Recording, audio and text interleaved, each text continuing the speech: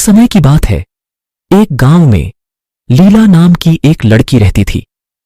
उसके पापा लालचंद गांव के बड़े सेठ थे। उनके पास बहुत से बगीचे और जमीन थी। वह अपनी बेटी से बहुत प्यार करते थे।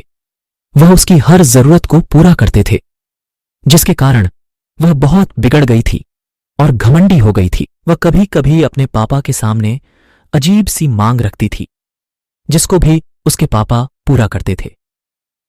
वह कभी कभी अपने घर के नौकरों का अनादर करती थी। लीला की एक दोस्त रमा थी, जिसके साथ वह अक्सर खेला करती थी। एक दिन लीला, उसकी दोस्त रमा कुछ दोस्तों के साथ मेले में जा रहे थे। वहां पर रमा जिस तरह चल रही थी, उससे एक बूढ़े व्यक्ति को टक्कर लग गई और वह व्यक्ति गिर गया। जब बूढ़े व्यक्ति ने लीला से संभल कर चलने के लिए कहा, तो इस पर लीला ने बूढ़े व्यक्ति को बोला, इसमें उसकी ही गलती है। कुछ देर मेले में घूमकर झूला झूलने के बाद वह मेले से आने लगे। बीच में उनको एक आम का पेड़ नजर आया, जिस पर बहुत से आम के फल लगे हुए थे। लीला और उसके दोस्त उस पेड़ के पास जाकर पत्थर से उस पेड़ के आम तोड़ने लगे। कुछ देर में उन्हें इतने फल तोड़ लिए जिससे उन सबका पेट भर जाए।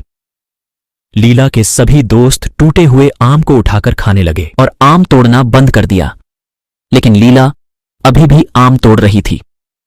जब रमा ने लीला से कहा कि हमने इतने आम तोड़ लिए हैं कि हम सबका इससे पेट भर सके, तो तुम और आम क्यों तोड़ रही हो? लीला बोली, मैं इस पेड़ के सभी आम तोड़ दूंगी। रमा और उसके दोस्त आम खाने में व्यस्त हो गए, लेकिन लीला आम तोड़ती रही। कुछ देर के अंदर बहुत सारे आम तोड़ने के बाद भी वह बाकी आम तोड़ने में लगी रही। तभी वह आम का पेड़ बोल उठा, लीला, तुम इतने फल क्यों तोड़ रही हो? जितने आम तुमने तोड़े हैं वह तुम्हारे लिए पर्याप्त है।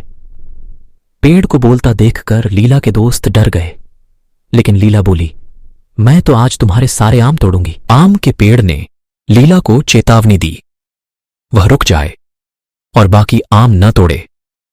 लेकिन लीला कहां मानने वाली थी। उसने आम तोड़ना जारी रखा और बोला, तुम मेरा क्या बिगाड़ोगे? आम के पेड़ ने बोला, लीला, तुम बहुत घमंडी लड़की हो, तुमको सबक सिखाना ही पड़ेगा। इसके बाद आम के पेड़ ने लीला पर जादू किया, जिससे उसकी मूछें निकल आई। उसे देखकर उसके सभी साथी ही हंसने लगे। लीला आम के पेड़ से विनती करने लगी, वह अब ऐसा नहीं करेगी, वह उसकी मूछों को हटा दे। लेकिन आम का पेड़ बोला, पहले तुम जाकर अपने पिता को लेकर आओ, अगर वह मुझसे इसके लिए बोलेंगे तभी मैं तुम्हारी मूछों को हटाऊंगा। यह सुनकर लीला मुंह पर चुन्नी लपेटकर घर जाने लगी। मार्केट में जाने पर बहुत तेज हवा आई और उसकी चुन्नी उड़ गई, जिससे सभी लोगों ने लीला की मूछों को देख लिया और मूछों वाली लड़की कहकर हंसने लगे। लीला उन सब से पीछा छुड़ाकर अपने घर चली गई और अपने पापा को सारी बात बताई। उसके पिता लालचंद अपनी बेटी को परेशान देखकर तभी लीला के साथ उस आम के पेड़ के पास जाने के लिए चल पड़े। आम के पेड़ के पास जाकर लीला चंद ने उससे अपनी बेटी की मूछों को हटाने को बोला। आम का पेड़ बोला, तुम अपनी बेटी की हर जरूरत को पूरा करते हो, जिससे वह बहुत घमंडी हो गई है और किसी की कोई बात नहीं मानती। यदि तुमने इसको सही शिक्षा दी होती तो यह इतनी नहीं बिगड़ती। लालचंद ने अपनी गलती मानते हुए आम के पेड़ से अपनी बेटी की मूछों को हटाने की विनती की और लीला ने भी आगे से कभी ऐसा न करने को बोला। लालचंद के विनती करने पर आम के पेड़ ने लीला की मूछों को हटा दिया। इसके बाद लीला सुधर गई और सबसे सही से पेश आने लगी और घमंड करना बंद कर दिया। इस कहानी से हमें यह सीख मिलती है कि हमें कभी भी घमंड नहीं करना चाहिए।